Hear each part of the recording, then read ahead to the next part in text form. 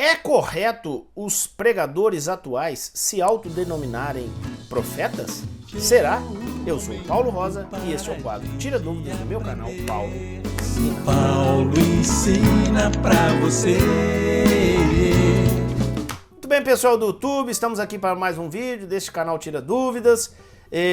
Atendendo aqui uma sugestão de uma das nossas seguidoras, a Daiane Orécio. Eu já havia recebido essa solicitação outras vezes, mas agora, na última semana, ela me fez esse pedido, e também porque o último vídeo eu falei sobre os cantores, né, os levitas, e aí me pediu, não, agora fala sobre os pregadores. Então vem essa pergunta aí, se é correto, né, os pregadores dos dias atuais, né, se autodenominarem de profetas. Será isso correto? E a resposta que eu tenho para você é depende. Às vezes sim, às vezes não. Por quê? O sentido ou o significado da palavra profeta é que precisa ser devidamente compreendido, e a intenção do vídeo é te trazer essa compreensão, e eu faço a partir de agora. Olha só. Moisés foi o primeiro dos grandes profetas que surgiu lá no Antigo Testamento. Ele, inclusive, é o autor do Pentateuco, né, os 5 primeiros livros da Bíblia. Perto de morrer, Moisés fez uma profecia.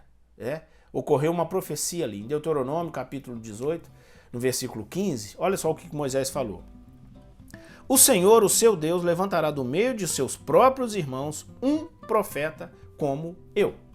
E aí no versículo 18, levantarei do meio dos seus irmãos um profeta como você. Porei minhas palavras na sua boca e ele lhes dirá tudo o que eu lhes ordenar. Bem, qual era a função, qual era o papel do profeta aqui nesse contexto? Era o papel de transmitir as palavras de Deus. O profeta era alguém, era um intermediário que recebia a orientação de Deus e transmitia ao povo. Portanto, os profetas, eles tinham autoridade divina. Ouvir um profeta era ouvir a Deus. Não ouvir um profeta era não ouvir a Deus. Era complicado. Se você não atende aquilo que o profeta orienta, você estava em desobediência ao próprio Deus. Depois de Moisés vieram outros profetas, né? Alguns que deixaram livros escritos, como Isaías, Daniel, Jeremias, Ezequiel, todos os maiores e menores. E também os profetas que não deixaram obras escritas, chamados de não literários, como Elias, como Eliseu. Bem, no Novo Testamento, Jesus encarnou. E aí João Batista surgiu no deserto profetizando. E é dito sobre ele que ele foi o último dos profetas. Por quê? Com a encarnação de Jesus, olha só o que está em João 1:1. Evangelho de João 1:1. Olha só o que está lá. No princípio era aquele que é a palavra, e ele estava com Deus, e a palavra era Deus. Então, quando Jesus foi encarnado, quando ele nasceu, né, ele está escrito a respeito dele essas palavras que eu li aqui. O próprio Jesus é a palavra. Então, vai entendendo. Lá no Antigo Testamento, os profetas eram aqueles que transmitiam a palavra de Deus. Agora, com Jesus, ele próprio é a palavra. Ele é a transmissão. Tá certo? Então, como que Deus se comunicaria com o povo? Através de Jesus. Ele é a própria revelação de Deus. Tá certo? Agora, olha só, Mateus 28:18. Então Jesus aproximou-se deles e disse: foi-me dada toda a autoridade nos céus e na terra. Gente, não sei se vocês estão entendendo, mas a grande diferença do profeta do Antigo Testamento para o do Novo Testamento é quanto à autoridade. Os profetas de lá, eles falavam em nome de Deus. Eles tinham autoridade divina. O que eles diziam acontecia, porque era o próprio Deus que estava falando. E eles usavam a expressão para iniciar e terminar as suas falas.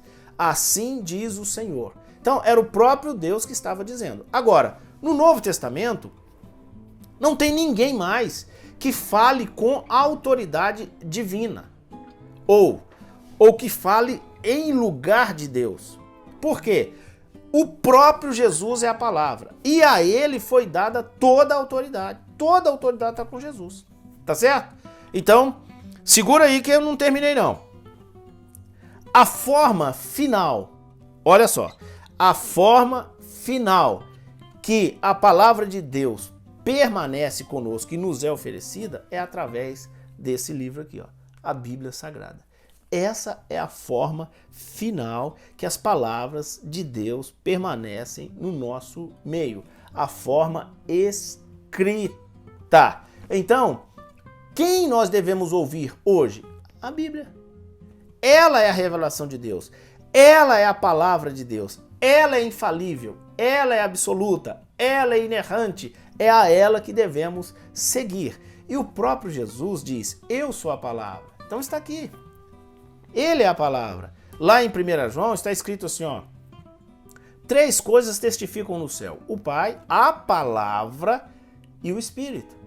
Então, Jesus está se denominando ali como a palavra. E agora, em Apocalipse, no capítulo 19, no versículo 13, gente, é mais claro ainda, a parte final do versículo. E o nome pelo qual se chama é a palavra de Deus. Então, esta palavra que lá atrás foi escrita por Moisés, né, o Pentateuco, os 10 mandamentos, Deus escreveu em tábuas de pedra, mandou que ele guardasse na arca. Depois vieram os profetas que deixaram os registros escritos, que aqui estão compilados. Depois veio o Novo Testamento, e Paulo, lá em 1 Coríntios 14, 37, diz dos seus escritos como mandamentos do Senhor, né? O próprio Pedro, lá na sua segunda carta, no capítulo 3, 16, fala das demais escrituras. Então, o que a gente compreende? Que a revelação de Deus foi fechada.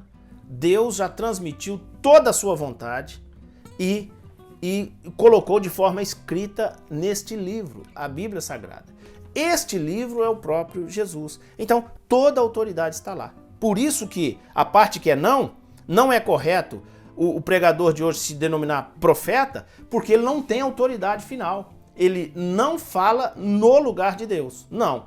Ele pode transmitir as palavras de Deus. E nesse caso, aí ele pode sim dizer que é um profeta. Alguém que transmite palavras para o povo, que exortam, que edificam e que consola. Aí sim, aí é o dom da profecia, e isso aí pode ser demonstrado através das pregações. Então, para finalizar, lá atrás, eu falar como Deus? Não. Aí não. Não pode contrariar a Bíblia. Tudo que for falado tem que estar corroborado aqui e embasado aqui neste livro. Aí eu não posso dizer que eu sou profeta. Mas para falar palavras de Deus que edificam, consolam e exortam, eu posso? Pode. Então eu profetizo para você uma semana de bênção, uma semana de grandes oportunidades e de vitórias para a sua vida. Por quê? Eu estou falando em nome de Deus? Não, eu estou falando como alguém que conhece a palavra de Deus e sabe que há promessas ali, né, para abençoar a sua vida, a vida daqueles que são fiéis ao Senhor. Então, esse é o vídeo de hoje, foi um pouquinho longo, espero que você tenha gostado. Então peço o seu like, ou mesmo o seu dislike, algum comentário, alguma sugestão. A gente também erra, né? A gente não tem nenhuma pretensão aqui de ser finalista aqui, não, de jeito nenhum. A gente fala dos assuntos que nos interessam, assim, e então você pode confrontar, que eu recebo com todo bom coração, tá bom? Continue conosco, inscreva-se no canal. É isso aí, Paulo Ensina.